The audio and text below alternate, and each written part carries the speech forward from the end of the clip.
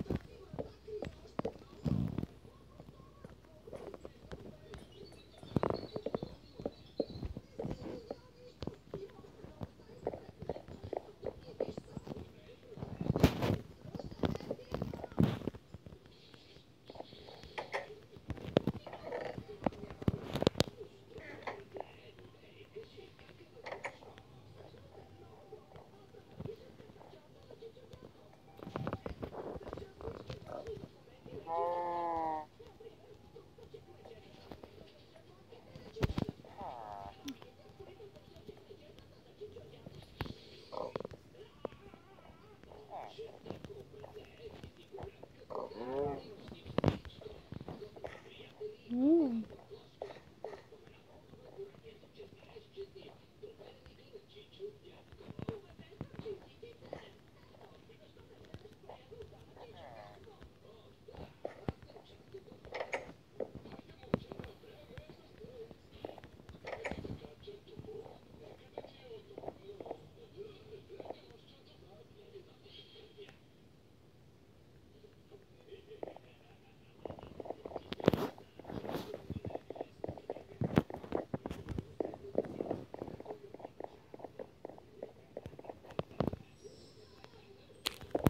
Красиво времето.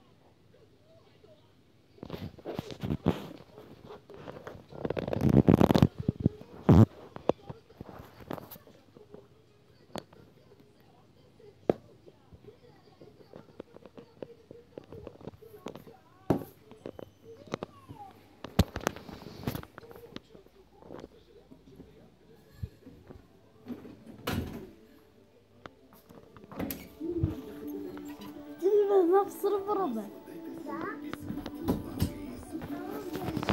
А?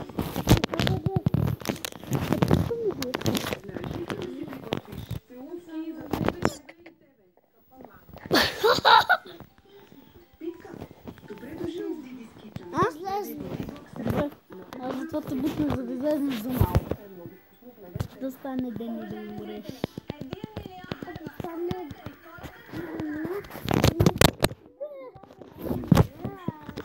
Без живот ли си или с живот? Сега си без живот.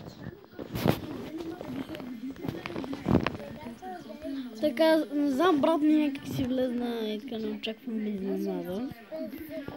Аз?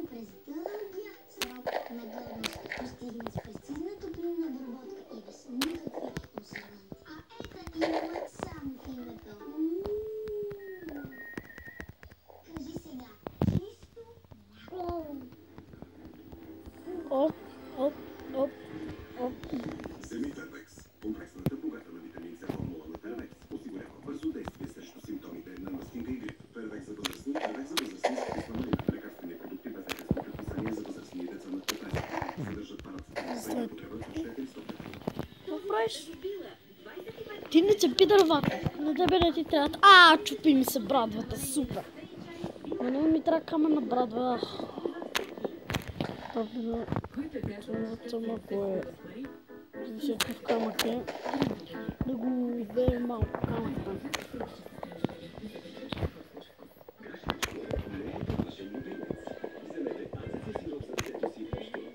Ето бе, чупи! Не ти бе. Кой?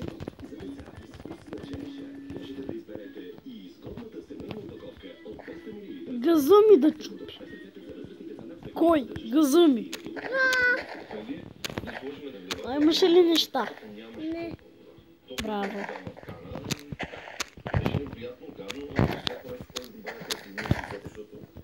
Ти падна, аз не съм.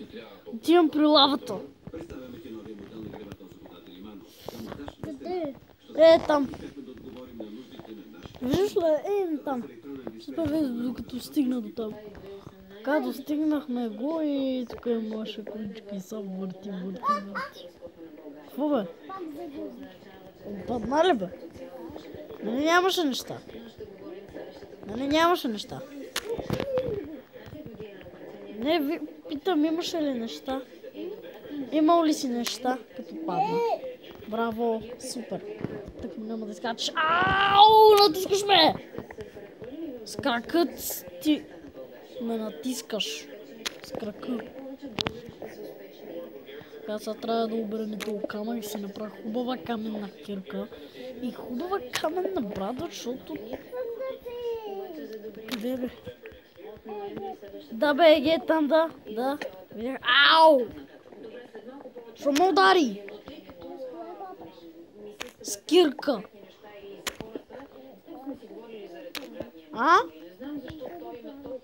Какво?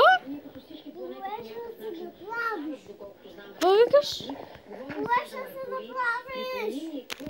Не знам, мук. Не съм брадва. И кирка ще си направя. Ще си направя и кирка. Махам се. Махам се. Оттам и отивам далече. Тогава хората обаче са комуникирали с най-много 100 човека около себе си. Сега обаче, като имаме Фейсбук и WhatsApp, просто за един час общуваме с 50 човека. И кой прави всичките тези връзки? Меркурий. Така че Меркурий става все повече и все повече важен в нашия живот. Особено сега, защото сме в ерата на Водолей. И това е ерата на безжичните връзки. Така че всичко е свързано с всичко. Точно заради това, когато Меркурий всъщност стане ретрограден, Виждаш, да се счупил тук кълта. получаваме тези всички засечки.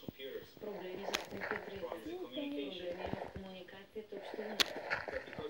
Но понеже всяка машина е свързана с абсолютно всичко, това всъщност не влияе достатъчно. Затова от 18 декември, 19 декември 2016 Ще справя докато взема дърво. Докато взема дърво и стигна до онзи остров, защото има съндъци. Ще видите кой има съндъците. Така бях достигнал, дори не знам, и видим там това. Виждам библиотеки и разбирам, че Enchanting Table се личи. Това там дори не знам какво е. Но ще идем да проверим някакъв път. Но след така имахме Enchanting. И какво открих този меч, тази сбрава и тази стрела общо. След това открих и трите съндъка и не е зле да ги взема всъщност. Но хич няма да е зле да ги взема тия съндъци. Я да го вземе и това, на всеки случай. Мога да потрябва. Идва и щи. Да, като стане ден и... Това беше справи докато стане ден, докато съберем много дърво, за да тръгнем натам, защото ви гледам много ден, защото съм пропаял много там. Затова спирам видеото за малко. Байганям. Това го изфърлих. след този период всъщност да разлюбиш човек. Кажи периода кой е? Но тъпога са ми се фърлят понякога.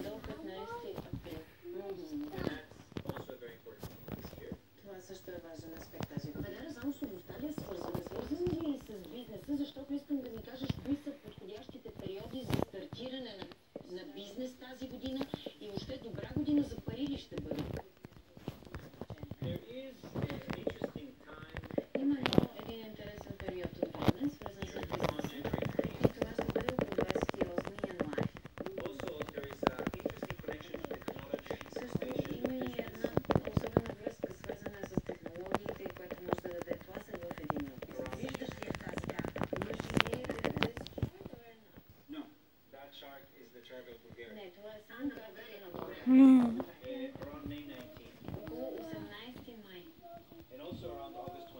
И също така... Ако искаш, изпитвам лекция. Ако искаш, изпитвам лекция, за да взема тази. Кое ще? Това, Божидар ти иска топченца с прясно млеко, а топчета с кисело млеко. И аз го изпразних. Аз го изпразних млекото само. И са свързани с Венера и Марс. Ако не се пие веднага, остави си го. Не, защо ми е много... Там вътре за го спя. Имаш ли, имаш ли? Те са били тайни. Неща ми го раз такова малко, така. Ето така. Защото това се е отело на дъното. Айде. Трети, ти пиеш, а пък аз правя така на главата нагоре.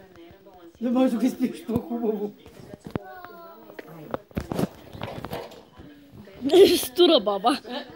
Ми ти пиеш, баба, правиш така, ама дигаш бавно главата и аз дигам моите да стане по-бързо. Тази година имаме пъти среща между Венера и Марс.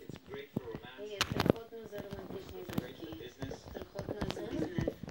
Кога се срещат? Кое е тези любовници? 9 до 28 януари. Слушайте подходящо време за бизнес или това е връзката между Венера и Марс. И ще бъде в знака Риб. След това Венера и Марс ще се срещнат от 3 февруари до 10 март. След това от 26 август до 5 септември. От 20 септември до 14 октомври. И от 22 октомври до 7 ноември. Много добро време за тези две теми. Любов и романс. Кажи ми моите конкретни зони. Пак да те попитам, хайде за парите и за бизнеса. Кои са тези, за които ще е успешна за правене на пари година и кои трябва да са много предпазливи в бизнеса си да внимават? ЖК парите? Ще започнем от началото с Овен. Ще бъдат повлияни от ретроградната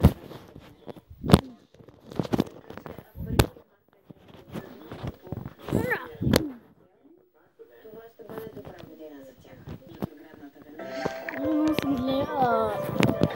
Снимах клипа. Време ли това нещо? Вече сте видели всичко. Знам го. Мисля да приключваме епизода. И много съжалявам, че бех без живот и просто ми писнал бавно се строи и бързо ми свършва. Много съжалявам всъщност, но сещате се. Хакер съм. И затова, това ще е епизода. Бай, Ганю.